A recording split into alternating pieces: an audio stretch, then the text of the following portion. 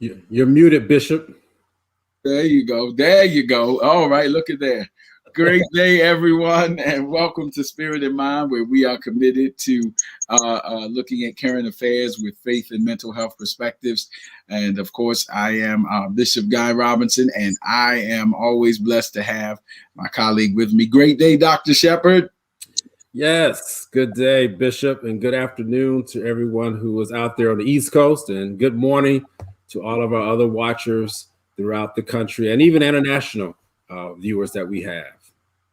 Absolutely. Thank you, Spirit in Mind family, for being with us. And we want to encourage you. Please feel free to let someone know we're here. There's several ways you can tune in today. And one of them is by, of course, hitting the share button at the bottom of your social media screen. And you can let others know and share this time of gathering as Spirit in Mind. We believe that it is something that can be helpful to all of us as the Lord gives us grace. And then Dr. Shepherd can talk a little bit about one of our newer ways that you see on the screen there. Dr. Shepherd, how else can they watch us? Absolutely. So we've elevated, if you would, our approach, and we have created a true podcast. What we were doing previously was a broadcast, but this is a true podcast, and you can view this podcast at spiritedmind.vidflex.tv. So you want to make sure you go back. We're in the middle of a series right now. And so the series that we're calling it, or have called it, Living Your Best Life.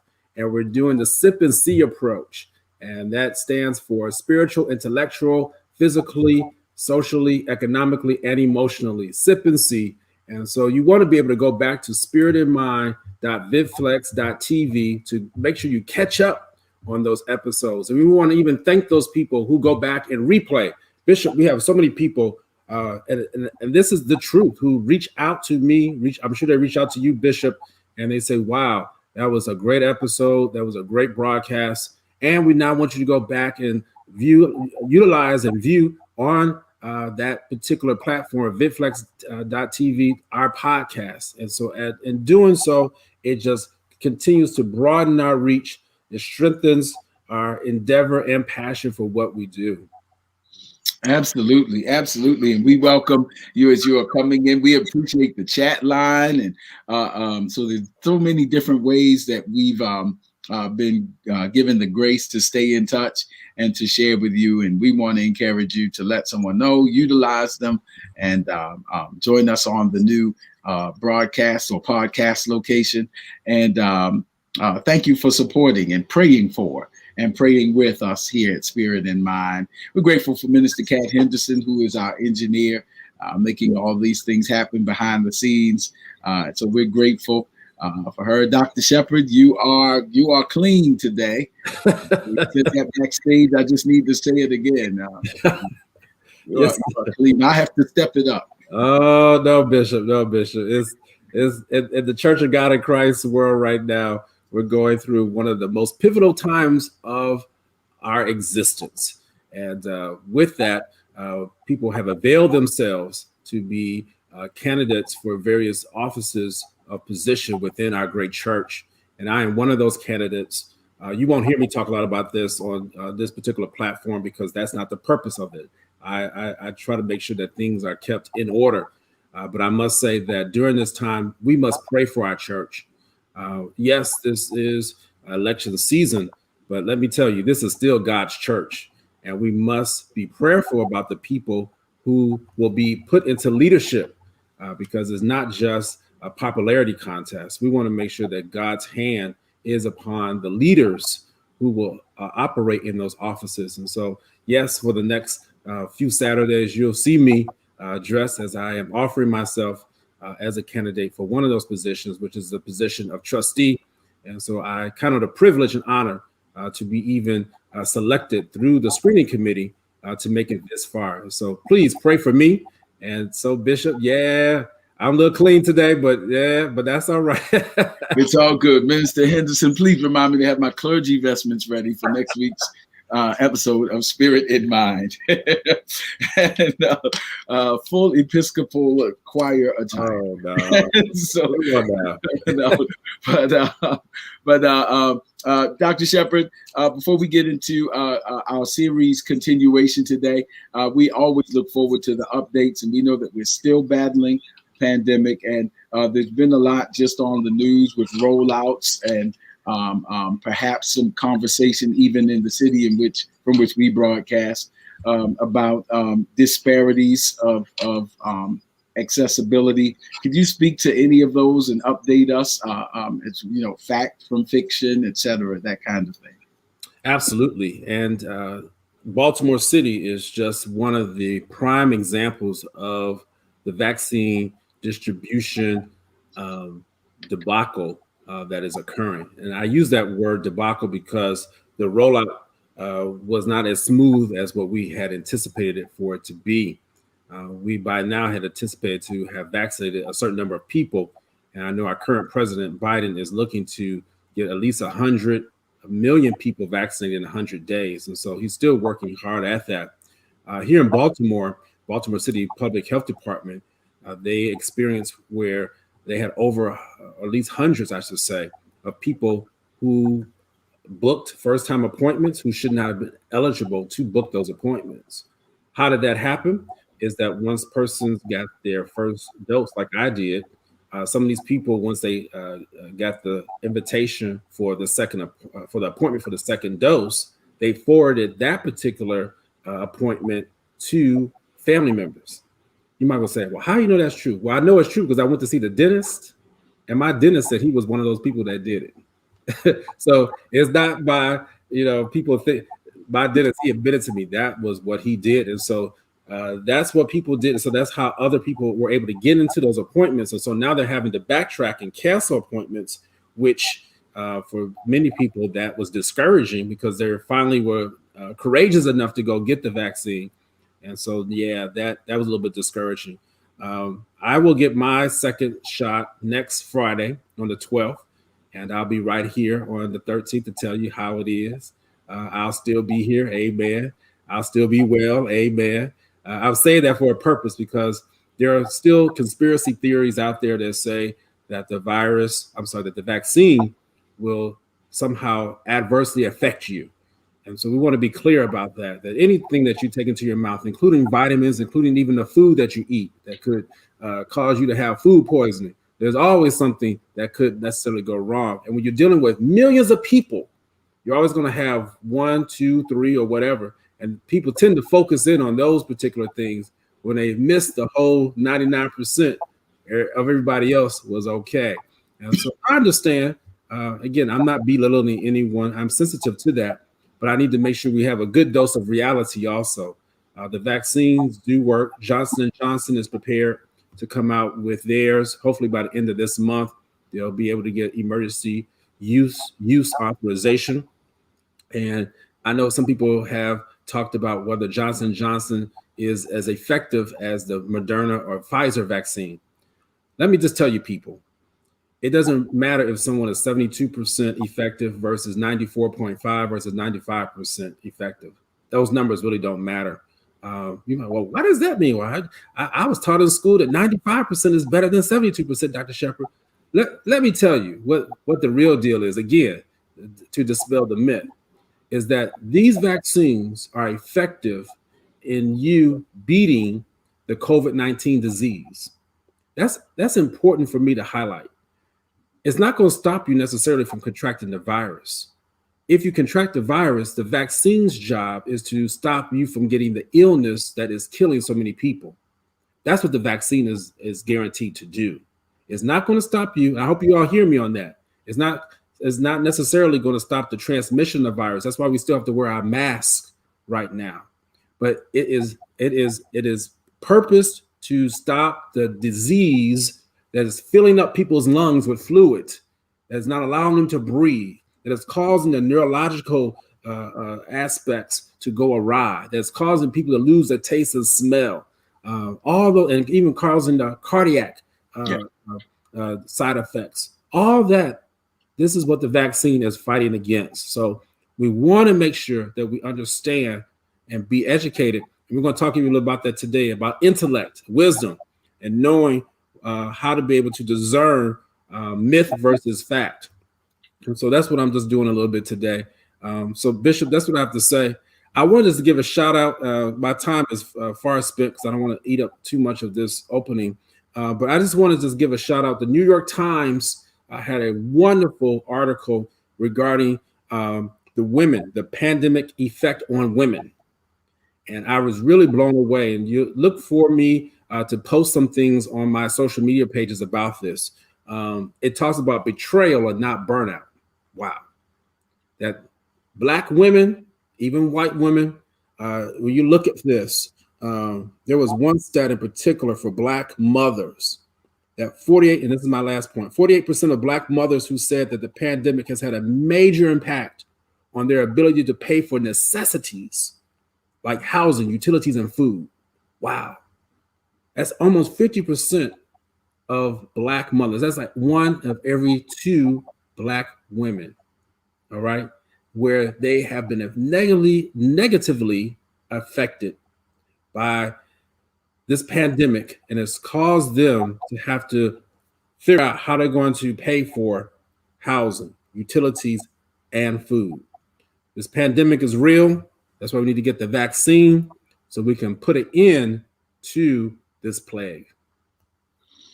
Very good, very good. I'm glad you referenced so many of those things. The New York Times article is interesting and powerful, and even the ongoing responsibility to be mindful and aware even after vaccination.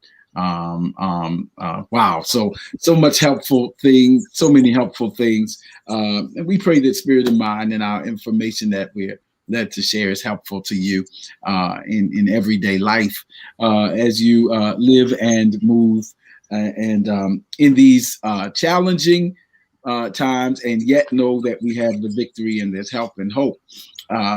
And speaking of which, we want to talk a little bit, and I want to open up with Isaiah 1:18.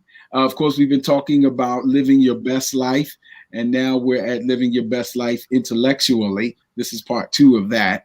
There's a verse as we talk about living your best life intellectually. We've been talking about critical thinking skills. Isaiah 1:18, just to start off, the Lord speaks to the prophet Isaiah, and Isaiah speaks to the people of God on God's behalf, and says, "Come now, let us reason together, says the Lord." Not Isaiah, but says the Lord. And come now, let us reason together. That word reason in the Hebrew means to present our cases, to talk through with civility about our positions. And that really is what I want to use as we go into this subject today. My thesis is that the Lord and the scriptures encourage critical thinking. Encourage critical thinking. And that's what we talked about last week. We talked about our prayer to the Lord that Dr. Shepherd raised in terms of increase my capacity for knowledge, increase my capacity to know. And now how do we use it? Because the Lord and the scriptures here in Isaiah and in other scriptures, we're just opening up with Isaiah, but here he is encouraging critical thinking. And we gave some definitions, and we tried to write a couple of them down. We gave some definitions of critical thinking just to start us off. What is critical thinking? It is the objective analysis and evaluation of an issue in order to form a judgment. We talked about that definition last week, and any of these that resonate with you and stick with you can be helpful. It's also defined as the ability to think in an organized and rational manner in order to understand connections between ideas and facts. That's so very important, because just because an idea triggers a feeling, our feelings are not always indicative of what is factual. And so it's so important, and we'll talk about that a little bit as we continue. But critical thinking is also defined as assessing and evaluating evidence to support claims. And the most common definition that people tend to use is just thinking about thinking. Thinking about how I'm thinking, what I'm thinking, discerning what is motion from what is the actual experience. All of them, taking all of that into context. And critical thinking, I want to again reiterate, is so important. Particularly last week we shared that it's a concern in the education arenas. The dictionary definition we gave last week, when you look up a word, it gives you a sentence so you can see it applied.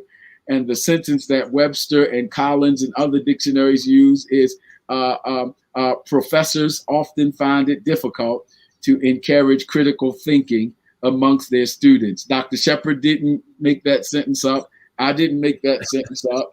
It's the dictionary's applied sentence based upon actually some research in the area of education, pedagogy, and that kind of thing. So as we open up, the question becomes, why? Why is it difficult to encourage critical thinking? And there are two aspects of it, and that we'll get into. I want to suggest, just to get us off, this list is not exhaustive, but two challenges to critical thinking. One is trauma.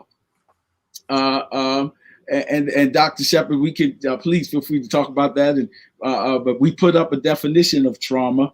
I think we can. But trauma can affect critical thinking. Critical thinking can be affected by trauma, which is a deeply distressing or disturbing experience, or in a medical sense, which certainly Dr. Shepard can elaborate on, physical injury. So by trauma can affect critical thinking.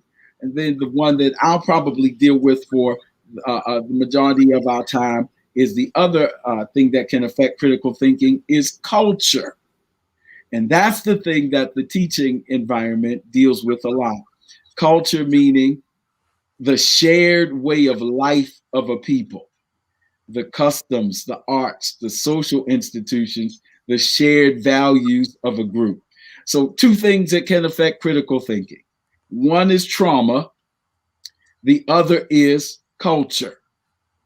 And in our culture, some have noted, and that in our culture, some have noted this proclivity to move towards sensationalism and to push emotional buttons.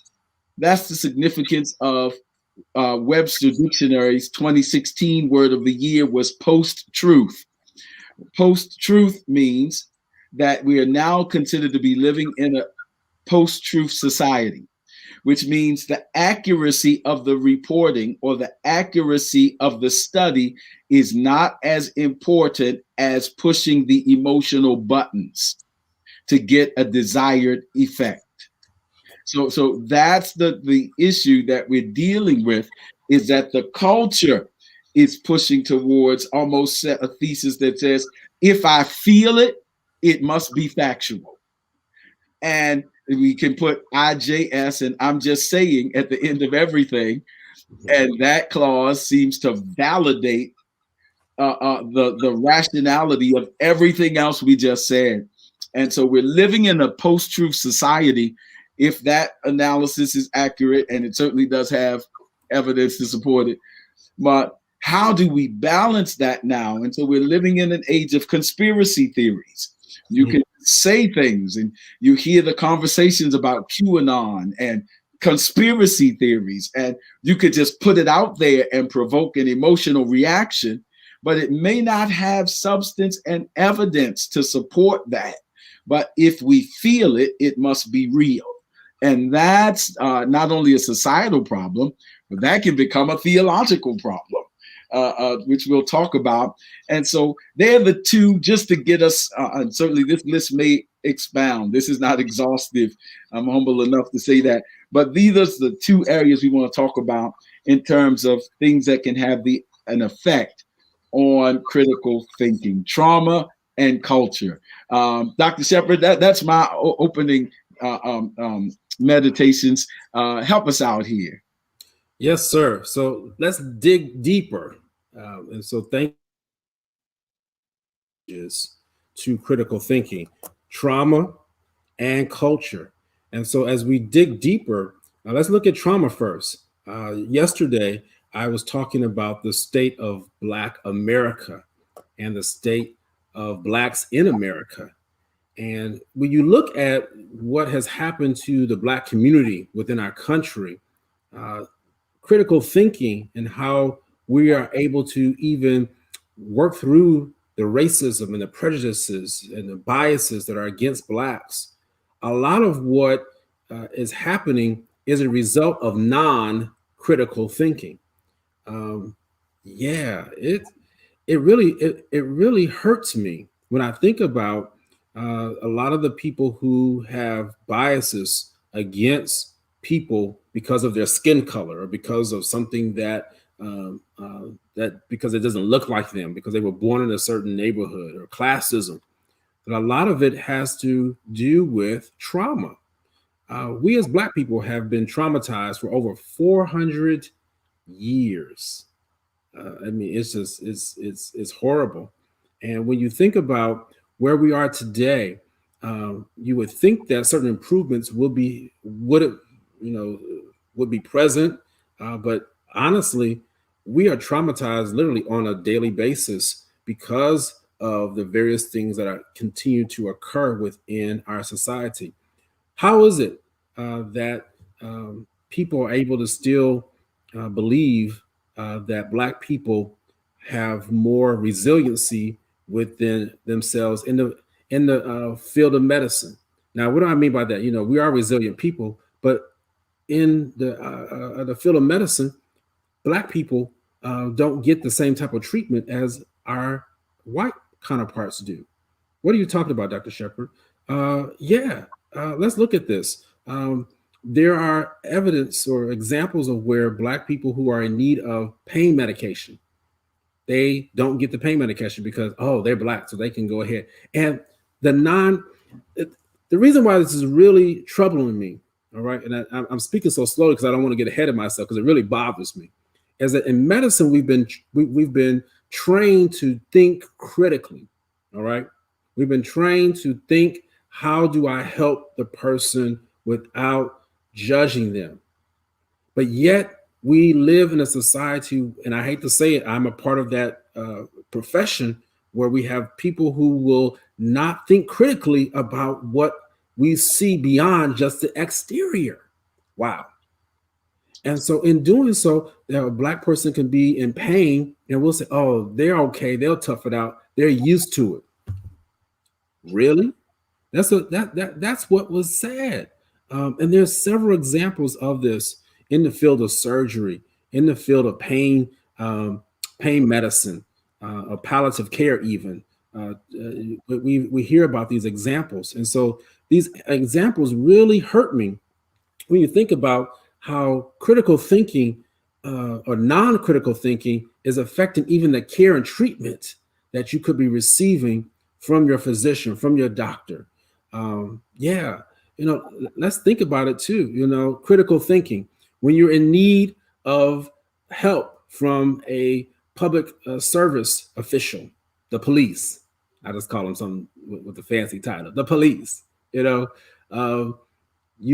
This will use critical thinking skills to be able to assist, whereas the people who are supposed to serve and protect you, they look at you based off of again, looking at the exterior, off of something emotional driven. It really tells me that there's a dearth, there is a deficit of critical thinking during this time. Case in point, I was trying to avoid this example, our past administration within the White House.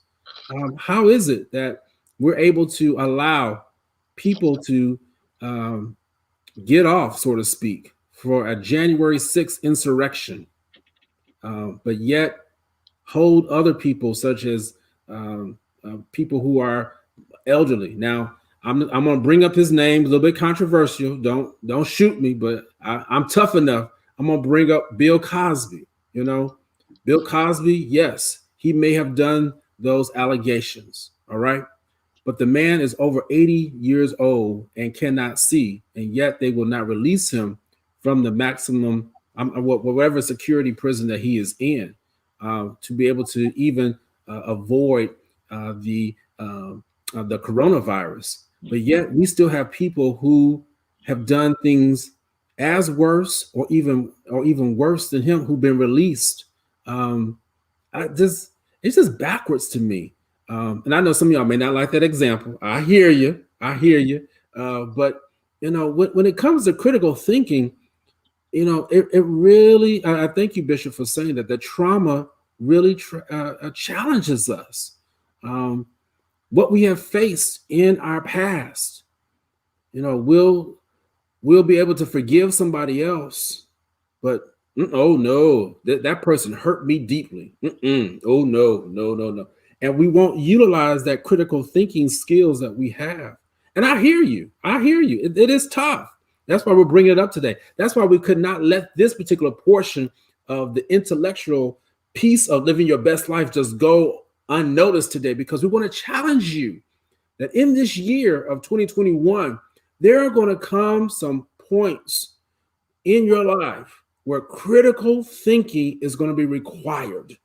It's going to cause you to be able to say yes to something and no to something else that can literally change your life. That's why we were talking about earlier the pandemic. For you mothers out there, you've had to make some critical decisions. You've had to do some critical thinking on how do you manage your households in the midst of this pandemic. So I know we've been traumatized what we see on TV. We've been traumatized what we've faced economically. We've been traumatized by even what we've seen health-wise and mentally, emotionally. Yeah. So I encourage you today to make sure that let's utilize our critical thinking skills and not allow the trauma of our past to stop us. Yes, it may affect us right now, but let's get healed from the trauma so that we can move forward. Yes, and that's why critical thinking is so very important, because Dr. Shepherd has been talking about moments in which judgments are being made from emotional triggers or unsupported claims, and that is so very important, and it takes some time, and it takes some discipline. Because critical thinking has to be engaged without falling asleep, without saying it's boring because I don't feel the fight or flight adrenaline rushes. And those things can feel very real, and then the other can feel less real. But it's so very important that we acknowledge the effects of trauma on our critical thinking, so that we aren't just reacting to things that trigger past events, but we're treating the present, or as Paul put it, forgetting those things that are behind me and reaching. Yeah. He's not talking about the inability to recall cognitively or intellectually things from his past. Of course he's not, because in that passage, he just got finished giving his history as a Pharisee in Philippians. So he just finished a little bit of cognitive recall. So when he says forgetting, it doesn't mean that he's lost memory, but what he means in forgetting so that he can move forward, it means not allowing past situations to leave him in a place where he's making unfocused decisions about his future, or unrealistic decisions about his present and future based on irrational concepts that are now in his head. Sort of like a cognitive behavioral therapy kind of thing, that if I can adjust my thinking about something, it can change my behaviors towards something. And that involves critical thinking. And so what do you mean? Because I don't want to just use that term and assume that people know what it means. But critical thinking involves, yes, Jacqueline Shaw, understanding that everything is not black and white. And it's something that our school systems are dealing with. Again, on the campuses where I teach, critical thinking courses are a big deal across the board, because the critical thinking criteria is expanding in some circles beyond just being a thing you learn in logic class, to saying that critical thinking skills are applicable to virtually every other discipline in life and in the academy. And so I wrote down just a few components of critical thinking that might be able to give context to what we mean when we say that. But critical thinking involves, at least in a pedagogical sense, it involves analysis, interpretation, evaluation, explanation, open-mindedness, and self-regulation. That's just some of the categories. Again, these aren't exhaustive. I don't want to bore you with a whole semester's worth of lecture, but it's just some of the things. In terms of analysis, meaning critical thinking entails analysis. It means collecting and processing information. It means doing our research. I know we have these feelings and we put those thoughts out there and we're passionate about it. And sometimes people like our style of how we say it, our swag, if you will, but it's understanding that style is one thing and substance is another. And so analysis means do your research to see the accuracy of the statement that you're about to make. Interpretation means, how am I processing this information? What is the meaning from this? And then evaluation, meaning making decisions on available information. So my decision is not just coming from my emotional center, but my decision is now coming from having reached a conclusion. This kind of thing is what Paul meant in the scriptures, where he says, for I reason that the sufferings of the present time. It means he's analyzed the data. He's interpreted his experience in a way, and he's considered his future possibilities. And he says, I reason, I have critically thought about what I'm going through and where I'm headed. And I've come to the conclusion that though my feelings and trauma and the pain are real, I acknowledge those. I reason that where I'm headed is worth me having the hope of moving forward. I reckon that the sufferings of the present are not comparable to the glory that shall be revealed. And so it's not an emotional decision, but it's a rational decision that Paul is making. Explanation means being able to explain ourselves, communicate our findings clearly and reasonably. And open-mindedness means taking into account other possibilities and points of view. I could really stay there for a minute, because open-mindedness is so important to the ability to having civil discussion. And one of the things that we've lost in the last couple of years, and you've seen it on the national square and the political square, and even from presidential example, is the inability to have civil discussion without personal insults. Those kinds of things. In logic, we call it the fallacy of ad hominem, which means attacking the person instead of dealing with the issues. It's a fallacy of critical thinking, but it's commonly shown in our national discourse. You can't have a conversation without taking it personally. Open-mindedness means I'm ready or willing to consider another point of view that may enlarge, expand, or redefine my perspective. That's what that means. And it means I have the ego strength to not take a different point of view as a personal attack. Right. That's what that takes. And so oftentimes when discussions devolve into personal insults and physical threats, it's usually indicative of a lack of ego strength that cannot engage in a conversation with different perspectives without taking it as personal insult. And that's very human. That's just how we go. The Lord had to deal with the prophet. You remember in the scripture, some of you may remember when Samuel took something personally in ministry, when Israel asked for a king and all that, and Samuel went back and said, Lord, they have rejected me. And the Lord said to Samuel, they have not rejected you. You have taken this way. This has nothing to do with your ego. They have rejected me. Think about what that means psychologically. They have some issues that are bigger than you. They have some stuff that preceded you. They have some stuff that is bigger than your personality. They really have issues with life. They really have issues with me. That helps some people when you understand that some people don't leave you but necessarily because you were wrong. Some people have their own stuff. Right.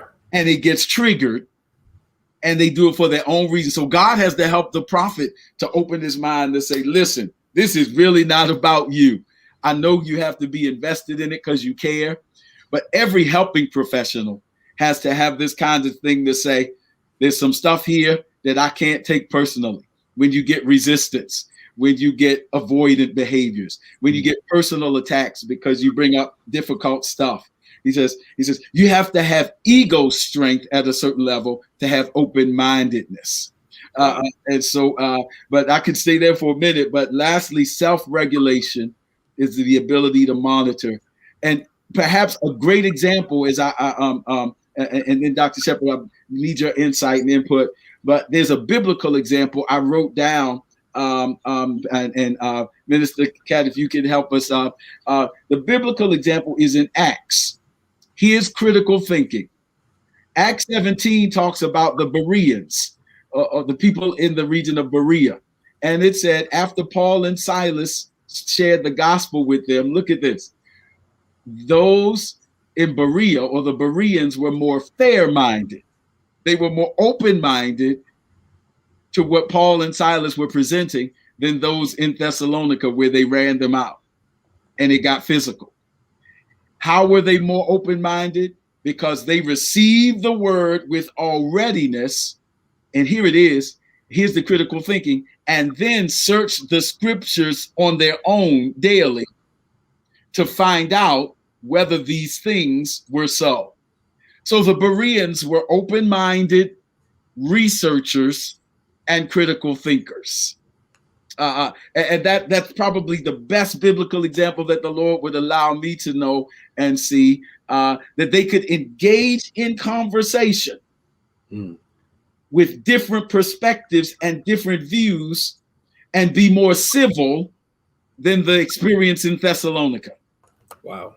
That takes a certain amount of ego strength, yes, not to take it personally, to let it devolve. When it devolves into insults, and I'm sorry to say, but you start calling people Sleepy Joe and putting titles and all that stuff.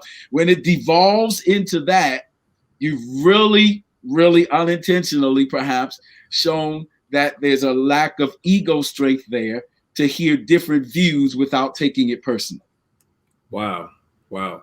Bishop, you're helping me personally, even during this time. I mentioned earlier that it is campaign season in the Church of God in Christ. And one of the things that we have been challenged to do is to critically think about our next move. And it requires ego strength. Man, Bishop, you are hitting a home run today, like you do every day. But let me tell you, that is so important. And you're helping me because I have to realize that, and again, I can just speak for myself, that I have to exercise a certain amount of ego strength, that even if attacks do come, or even if challenges do come my way, that I cannot take them personally. I have to be able to stand on the merits of what God has given me to do, what God has called for me to do. I want to challenge someone out there that you're being faced with certain obstacles or challenges on your job, even within your church ministry, even within your own family. But God will give you the ego strength to think critically about it. Take a step back. We're telling you today, yes, it may have hurt your feelings. Yes, you may not have liked what they said. Take a step back today and allow yourself to say, you know what? It really isn't even about me. I would even bet, Bishop, man, you got me stirred up now, that most of the insults that come our way really have nothing to do with you. Truthfully. You know, when I sit back and I think about the various things that have occurred within my life, yes, some of them were personal attacks, but when you look back at it, it's like, well, actually, they were angry at something else, and I just happened to be in the way, or I just happened to be a casualty along the road. What I'm going to ask God for today, and I hear somebody already saying, "Give me strength, God." I hear you, but and in addition to the Lord giving you strength, you need to ask God for the prayer that we had last week.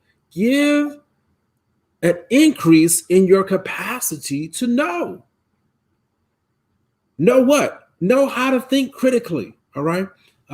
Leaders need people around them who can think critically. You need to be in a group of folks who, yes, are not always emotionally charged to get you revved up, they said, or riled up. You need to make sure that you find yourself to be amongst leaders, shows such as this, broadcasts such as this, that will allow you to think critically as you're moving forward. Bishop, that is just so on point. Let me just say, Dr. Shepard, can I my ego strength? I even want to be clear that I'm not talking about arrogance. I'm talking about confidence in who we are and who God made us to be. It means, if you want to put it in, if those of you are familiar with this, in Ericksonian or Erik Erikson terms, it means knowing who I am. If you want me to put it biblically, it is what Paul alluded to in 1 Corinthians 15. He says, "But by the grace of God, I am what I am." It's knowing your journey, it's knowing your weaknesses, it's knowing your history and your flaws. Paul recites those. I had some issues. I was a Pharisee among Pharisees. What Paul essentially says is, I was sincerely wrong. I was sincere, but my reasoning was flawed. The Lord humbled me on the road to Damascus and changed me. And I've forgotten, but I haven't forgotten. Meaning, I'm no longer a captive to my weaknesses and challenges. And I don't live with that, if you will, proverbial monkey on my back, always enslaved by my mistakes. But I do remember them, and I don't forget where I've come from. And by that way, I'm still open to being and becoming and transformation. So I can sit down, and Bob says sometimes Paul sat down with them and explained to them, and heard the guy. So I can listen. So ego strength doesn't mean arrogance. It means knowing by now, this is my identity. This is my purpose. This is my perspective. I'm a human, and it's still being sharpened as iron sharpens iron. And so it takes strength to do that. So that's not weakness. What you saw at the Capitol building, I don't mean to bash, but I'm just trying to say why it's so pervasive in the culture. What you saw was, you will never, the line that was said was, you will never get what you need by showing weakness. And strength was shown as physical occupation. That actually was a statement of ego insecurity. Because ego strength means just that. I know exactly who I am. And even if I hear your dissenting opinion, it doesn't mean that I am conceding and saying I totally say it. I may not. But it means that I'm open to hearing other points of views without taking them as personal attacks. That's I just want to be clear on that. Yeah, absolutely. God help us. That's all I got to say after that, Bishop. God help us. Help us to be able to do that. We got to get to the other one, the culture, because that also is an obstacle that can be affected by critical thinking. Bishop, let me just give this real quick example, if you don't mind. I was blessed on a previous broadcast to talk about the Good Samaritan, and I think that this is actually a very good analogy as to how critical thinking can be affected through culture. In Luke chapter 10, it talks about the Good Samaritan, where the man was robbed on his way and was left on the side of the road to die. He was beaten, wounded, and as he walked along the way, as people walked along the way, a priest came by. And as the priest walked by and saw the man lying there about to die, the priest kept on his way and did not help the man. Wow. I can only imagine what was going through his head. Was he utilizing critical thinking skills at the time? Was he assessing? Was he interpreting? Was he evaluating? Was he explaining? Was he having open-mindedness? Was he using self-regulation as he walked past that man? The priest, the one who is called to serve and protect. I talked about that earlier. Then the Levite walked by. These are people of ministerial positions, all right? They walked past the man that was traumatized, the man that was beaten, the man that was laying there dead. And their culture did not allow for them to stop and provide care for this man. Oh, that bothers me, Bishop. But then thank God for the Good Samaritan who saw this man lying there of a different ethnicity, if you would, and took upon him to bandage up his wounds, take him to the end. And the Bible says that he took his own wages for that whole day to pay for him to stay in the inn for his wounds to be nursed. And from my understanding, that wounds there really is speaking to trauma. So many times we have been traumatized. And so, yes, I'm using trauma in a different way now. Trauma is one of the things that stops us from critically thinking. But now I'm using it as a way in which we've seen trauma occur, but people don't want to help because of culture and stopping them from critically thinking on how we can mend these traumas, mend these wounds together. And so I'm thankful for people out there such as you, that you're not going to allow what culture may even say. Church culture. Oh, man, don't let me get started right there. Yes, sir. Bishop, pull. All right, it's time to pull by coattails. Even church culture will have you not thinking critically and have you spinning around, you getting dizzy, not even know who you are. We buying that. We want you to know in 2021, you're going to be thinking intellectually and even critically, and you will be in leadership circles where people are not intimidated. Again, it's all talking about ego strength.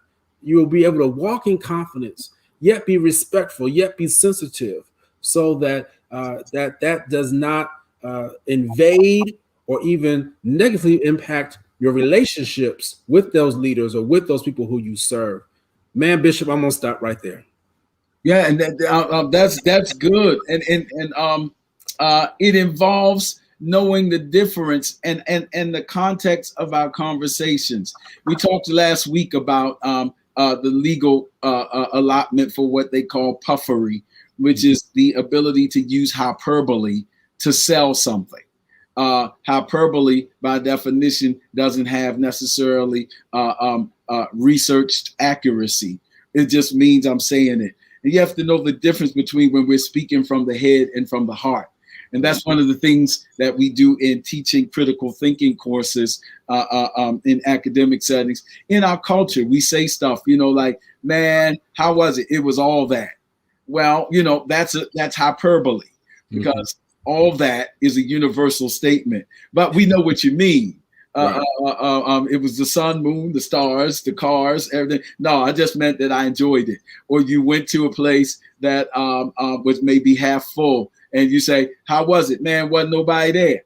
Well, that's hyperbole. I know what you meant.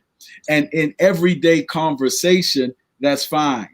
But when you are in a position of authority and influence or engaging in a significant conversation, whether that's as a teacher, whether that's as a parent, whether that is as a president, whether that is as a community leader, then words and accuracy matter. Because now the accuracy of your data has to be there. So I just put down just a few things that can nurture critical thinking that I hope to be practical. So how can we in the culture, and I want to use that intentionally because critical thinking has to be nurtured. You know, we will either nurture emotionalism and high emotional reactions, or we will nurture critical thinking. We can, but so how do you nurture critical thinking? And there's a couple of things. One is, and you touched on them, Dr. Shepherd, allow questions. Cultivate an atmosphere that allows questions, whether you give it in a particular time to say, are there any questions? Or what is your, because you want to hear from people. I know that sometimes we're in environments, and some of us have been in those environments where it is because I said so. If you're on a battlefield fighting for your life, and the sergeant says that because I said so, it's good, fine, because the objective, you don't have time for that. But if you're in life and dealing with your kids or dealing with those that you have a measure of responsibility for, you want to have a moment when you are in an atmosphere where if they don't have clarity or have discrepancy, they can ask questions. You want to know the difference between, if there is any, between intention and interpretation. So when you communicate something, we can only communicate our intention. We cannot control the interpretation of the listener. Right. So it's good to allow questions so that you can know where their head is as you have just shared your point of view. So even in a classroom, and I know we have a couple of teachers and pedagogues that are here, there's always a moment when a good teacher says, any questions? Because you want to know, how is what I'm presenting registering with those? As a pastor teaching Bible study, are there any questions? What is your reaction? So allow questions. Number two is ask open questions. Open questions are questions that encourage a person to give an answer other than yes or no. You just said something. Did you like it? Well, they could say yes. An open question would be, what are you thinking about this? Right. What are your thoughts on that? That's asking open questions. Number three, push for evidence. When people make a claim, ask them if they have any support for that.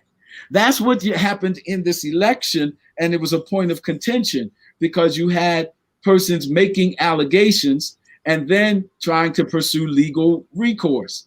Well, before it goes to court and ties up the court system, there has to be sufficient evidence for your claim to bring it to trial. That's not a conspiracy, that's critical thinking. Right. If you tie up the courts with every undocumented or unvalidated assertion or claim, nothing would ever get done. Right. So there must be a certain amount of support for the legitimacy of your claim. So when people make statements, whether it be church ain't no good, what is your claim for that? Right.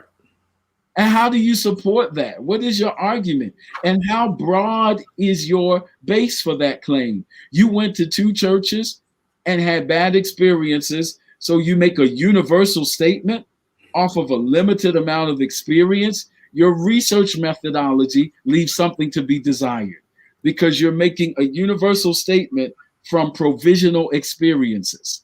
That's what critical thinking means. Push for open, push for evidence. Number four, be open to other perspectives. Can nurture critical thinking because, again, it has to be cultivated.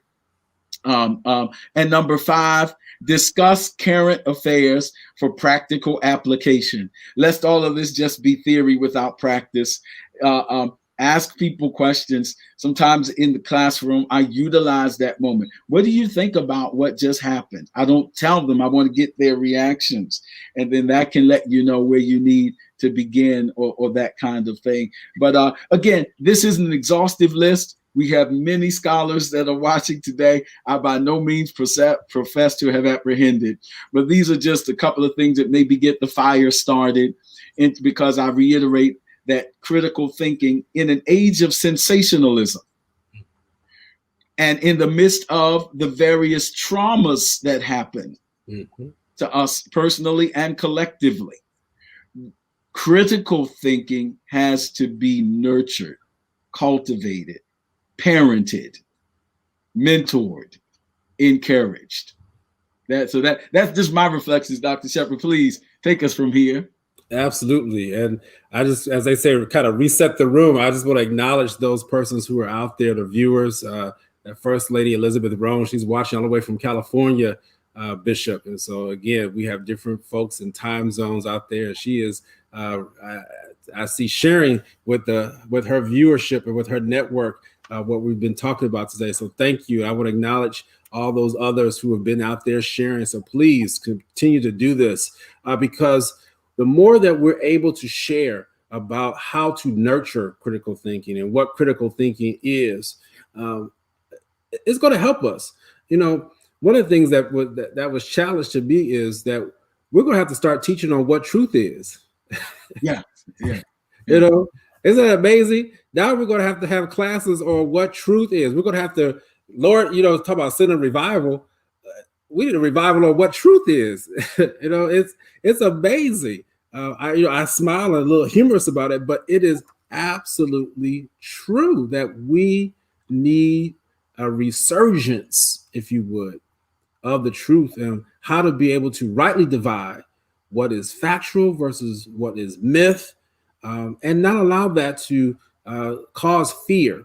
And I think we've already talked about that, how a lot of emotional thinking is ramped up in fear, and is wrapped up in how do I not allow this other person to quote unquote take me over, even though that's not even the motive of what or intentions of what many of the people who they're afraid of. Let's not live in fear, you all. Let's study. And these are going to be kind of my parting words. Let's study. Let's make sure that we are challenged this year. Read that book. Read that essay. As you've heard me on the show over and over again, I am just reading more and more because I want to open up my mind. One of the things that I will end with this is I've seen how God has opened up my mind since I moved from Chicago. When I go back home at times, people did say, "Wow, you know, I didn't know you think like that," or know that you've grown. What critical thinking will do, it will help mature you. It will put you into circles that you may not even think that you're ready for, because people understand that you're going to approach a situation not based off of just pure emotion. And yes, we do need emotion at times, absolutely, but it should not be the sole driver behind what we do. We have to have people who can steady the waters, and that's what we need right now. People who can steady the waters. We've been thrown such curveballs this year. And so as we critically think on how to be able to navigate what God has given for us to handle, it will then be beneficial for you. You're going to come out on top. People are going to look for you. People are going to ask for your help. You're wondering why people are asking or leaning on you. That's because they see something inside of you that allows for you to think critically and challenges them. So be prepared for that as you continue to exercise these skills and nurture these skills. God, I ask for you to nurture these critical thinking skills within me, because even as I move forward in my profession, and learn not to take it personally, and you'll learn how to be able to approach such difficult situations, such as Solomon did.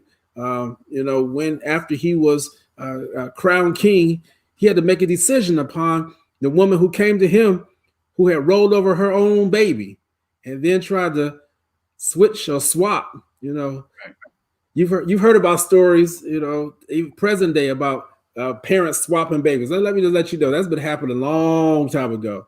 And the woman smothered her own baby, then try to put the other woman's baby, who was sleeping in the same house as her, under her, and then put the dead baby underneath the mother. Solomon was wise. He was a critical thinker. And to be able, I don't have the time to tell you the whole story, but in the end, the right mother was chosen to be back with the right baby. And that required critical thinking. So may God bless you. Remember us, spiritinmind.vidflex.tv. We want you to go back. All those who are watching today, please go back and look at previous episodes to get caught up, because we want you to live your best life. God is calling for us to live our best life in 2021. Yes, you can live your best life in the midst of a pandemic. I'm a living witness that is true. Yes, thank you, Dr. Shepherd. Thank you, Spirit in Mind family. Listen, we haven't exhausted today's discussion. The pastor in me would say this, do your research, do all of that, but make sure, don't skip, please don't skip the importance, because this is a challenge in our generation and in our culture. Don't skip the importance of mentoring. You need a pastor, you need a mentor, even as you gather information without proper processing can lead to an unhealthy place. And so I think it was Maxine Rush who asked a very important question. We live in an age, post-truth is an age where our culture says that there is no absolute truth, and all truth is relative. And thus you hear the popular term of the culture, this is my truth. That is a direct correlation to the predominance of individualism as a value in Western culture. And there is no separating. In theology, we call it the seats in Leben, or your station in life affects theological interpretation. While we tend to interpret things in a very individualistic kind of way, I'm not bashing that. I'm just helping us to understand that culture is that, even while we're reading a book, the Bible, that comes from a collectivist culture. And so we have to balance this culture in which we live, because we're citizens of the kingdom of God, but we live in the kingdoms of men. And so as we balance those, in one kingdom, truth is absolutely relative and fluctuating and provisional. And then in the kingdom of God, there is such a thing as the truth of the Lord, which shall stand forevermore. And there are certain immutable standards and postulates and theorems. So we have to be open-minded and yet contend for not a faith, but the faith, Jude said, that was once and for all delivered. And so that's why it needs to be mentored, so that we can rightly divide the word of truth. Again, I said last week, I'll say it again, information can be Googled, but wisdom must be mentored and imparted. And so I want to encourage you to continue to find your house of faith. Stay in contact with your pastor, with your accountability circles, with your mentor. That's why, even though you can buy a textbook, there's nothing like having a teacher that can help you go through the textbook to extract and apply certain things. Just like you can have a Bible. It's nothing like having a person who can sit down like Philip did with the Ethiopian eunuch in Acts 8 and show the way of God. And so that's critical thinking. Critical thinking is not an individual experience. It is a corporate experience, because iron sharpens iron, and we grow by that interaction. We hope this has been helpful. We're talking about living your best life. We talked about living it spiritually. Today we continued in talking about it intellectually. Next week, next time we'll move to the P of the sip and tea, and we look, which is physically correct, Dr. Shepherd. Yes, sir. And yes, we look forward. Please tell somebody we're here, and please let someone know that we are sharing. And thank you for joining us and being with us on Spirit in Mind.